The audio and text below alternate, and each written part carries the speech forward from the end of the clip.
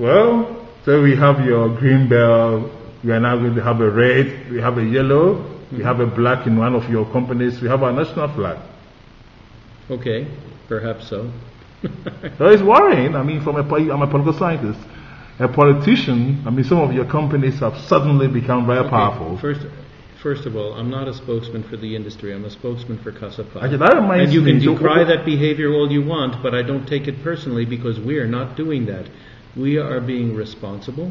We are being fiscally responsible.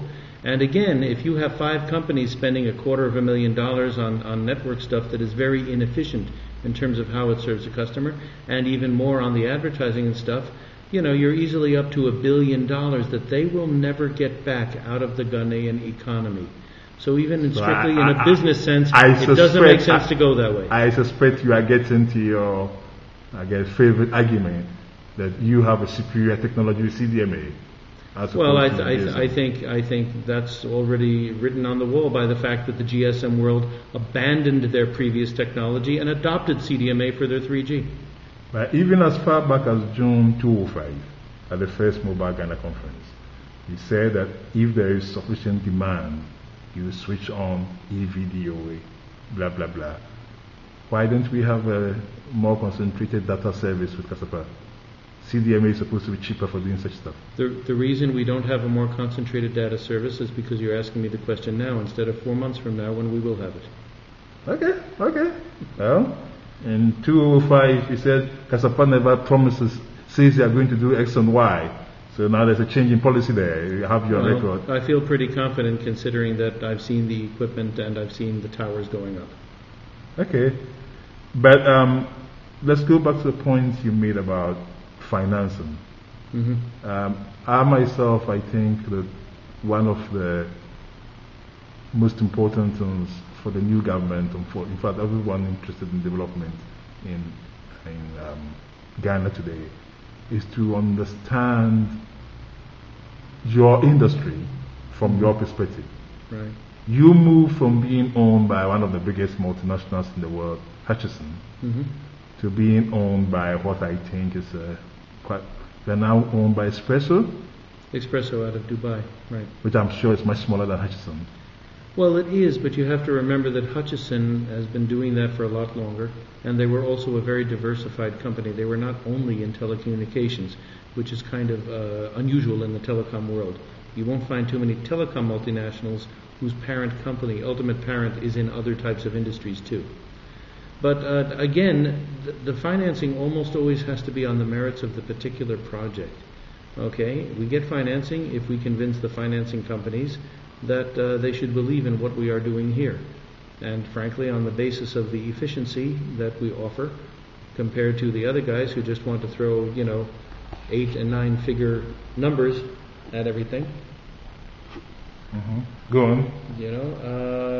We don't have any problem. Okay. So now Espresso comes from the Middle East. Zain comes from the Middle East. Is that significant? Not really. I mean, during the periods of relatively high oil prices, the Middle East was quite liquid. How liquid it is now with everything changing in the world, I don't know. But I mean, no, I don't think it's particularly important where the headquarters is. It's much more important, really, because you don't get the money from the headquarters necessarily. You're getting the financing from financial institutions in various places. So, but doesn't it matter that you now approach a bank or a fund as coming from Espresso rather than a big company like Hutchison? No, actually no difference. And you made a point before that it's very difficult to get funding. It's always been difficult to get funding to West Africa. Well, I mean, in Ghana particularly, the banks were not terribly user-friendly. The interest rates were high. The local commercial banks? Yeah. Okay. Yeah. I mean, you can get the funding for the project in Ghana, but it'll almost always be on the back of a parent company guarantee and things like that. It's just, I frankly don't think the banking sector has got anywhere near as consumer-friendly as the telecom sector has. Okay. Well, there's now a lot more competition there as well. Take a look around you. You know that you quite often hear if you're going to rent a property, you have to pay a full year in advance. Well, that's because you're financing the future development of that company or person you're renting from Because the banks won't on reasonable terms. Yeah. That's why we all get stuck into it, and it's a vicious cycle that you're always, to depend on your customers to do your pre-financing. This means that there is something significantly wrong with the bridge financing sector.